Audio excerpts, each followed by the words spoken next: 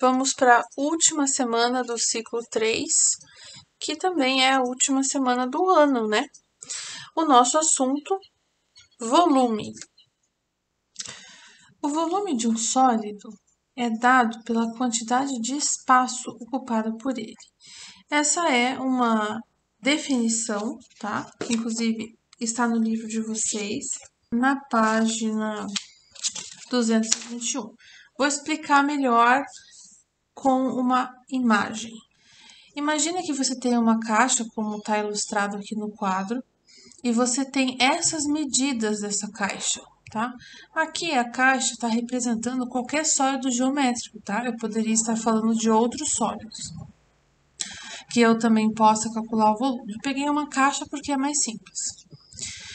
As dimensões dessa caixa são 2 metros, 3 metros e 4 metros e meio. As dimensões seriam as medidas das arestas, né? Então, a altura é 2, a largura é 3 e o comprimento é 4,5. E as unidades estão todas em metros. É muito importante que você se certifique de que as unidades estão todas iguais. Então, por exemplo, se eu tivesse uma aresta em metros, a outra em centímetros e a outra em outra unidade, ou basta que duas estejam em unidades diferentes, você teria que primeiro transformar na mesma unidade para fazer este cálculo aqui. Esse cálculo que eu destaquei em verde agora é o cálculo do volume desta caixa, tá? Então, eu fiz as 3 dimensões multiplicadas, certo? Deu 27 metros cúbicos, porque todas as unidades estavam em metros. Uma coisa muito importante aqui é que essa caixa ali na ilustração não está totalmente cheia de água, né? Desse líquido azul aí, aparentemente. Ela não está cheia até ali em cima, até a boca. E isso não significa que 27 metros cúbicos é o que está ali de líquido, tá? É a capacidade dessa caixa. E é aí que entra a matéria dessa semana. O que eu estou querendo dizer? Que a caixa, se estivesse cheia, ela tem capacidade para 27 metros cúbicos de líquido, de água, de qualquer coisa, tá? Né? 1 metro cúbico seriam 1.000 litros de água. Então, imagina que você tem uma caixa de 1 metro cúbico, ou seja, ela tem 1 metro de altura, 1 metro de comprimento e 1 metro de largura. Essa caixa, ela é capaz de armazenar 1.000 litros de água. Ela é capaz de armazenar. Daí que vem a palavra capacidade, né? Unidade de capacidade e tal. Enfim, que é a matéria que a gente está focando essa semana. Aí diz aqui, né, o volume interno de um recipiente é a sua capacidade, ok? Então tem tudo a ver com o volume. Se enchermos um recipiente com líquido ou gás, o volume dessa substância será igual ao volume interno do recipiente, ou seja, igual à sua capacidade. É bem importante isso aqui. Aí, já que 1 metro cúbico, deixa eu destacar aqui também, tá? Já que 1 metro cúbico é 1.000 litros, eu também posso dizer, coloquei aqui mais para baixo, que 1 decímetro cúbico é 1 litro. E isso aqui é bem mais útil às vezes, porque a gente vai trabalhar com litro, às vezes 1, 2, 3, 5 litros, e não 1.000, né, como estava ali em cima. Então, também é bem importante que 1 decímetro cúbico seja 1 litro bem claro na sua cabeça, tá? Quero falar também com vocês sobre o cálculo do volume de um objeto, de um sólido que tenha a questão da circunferência ali envolvida. Então, você pode perceber nesse sólido aqui que a nossa base é redonda, né? É uma circunferência. E se for contar ali a região que essa base ocupa, a gente pode falar que é um círculo. Como a gente já viu esse ano,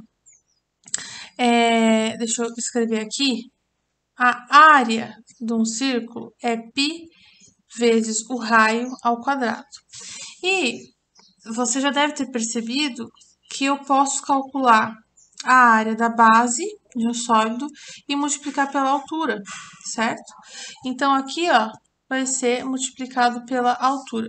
Eu costumo colocar a altura como H, porque os livros trazem muito isso, porque a altura no inglês começa com H, mas eu vou colocar aqui A de altura mesmo, tá?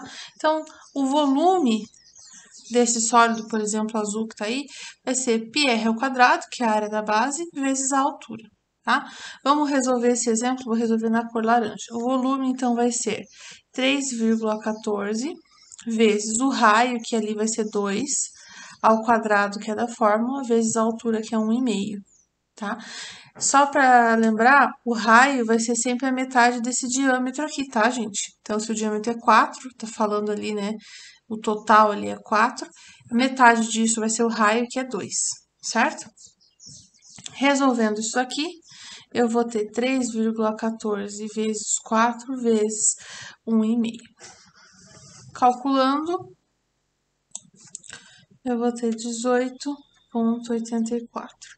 Aí a pergunta é, 18,84 o quê? Metros cúbicos, tá, gente? Porque as medidas de raio e de altura estavam em metros, então quando eu calculo o volume usando essas unidades, eu vou obter em metros cúbicos, que é a unidade de volume aí, tá? Então, assim, aplique esta fórmula quando você tiver que calcular o volume de um corpo redondo. Sempre a fórmula ali, a área da base vezes a altura. E como a base é uma circunferência aí, eu vou, um círculo, né? Eu vou calcular com πr ao quadrado. Por último, eu peguei aqui a página 325 do livro e quero destacar aqui, ó, sólidos equivalentes têm o mesmo volume e a mesma capacidade, tá? Então, imagine dois sólidos diferentes, certo? Eu ia pegar um exemplo do livro, mas eu vou pegar um exemplo qualquer aqui para explicar para vocês que dois sólidos diferentes. Então, eu vou desenhar aqui, ó. Então, imagine aqui esse sólido, opa, e esse sólido aqui, tá? Eles têm, eu estou afirmando que eles têm volumes iguais. Então, eles são ali equivalentes, né?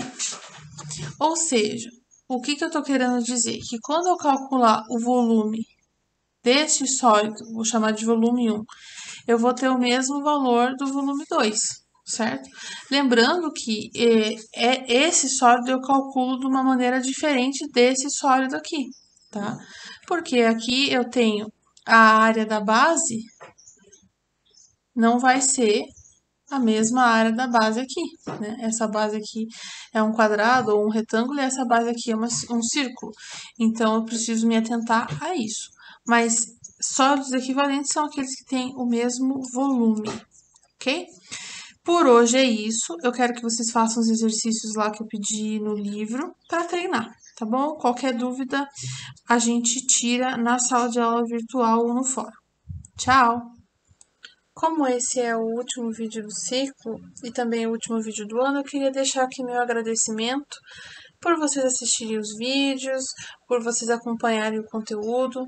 Mesmo nesse ano diferente que nós tivemos, a gente pôde aprender e estudar junto e passar esse tempo junto pela internet, né? Então, um bom final de ano para vocês, que Deus abençoe a todos.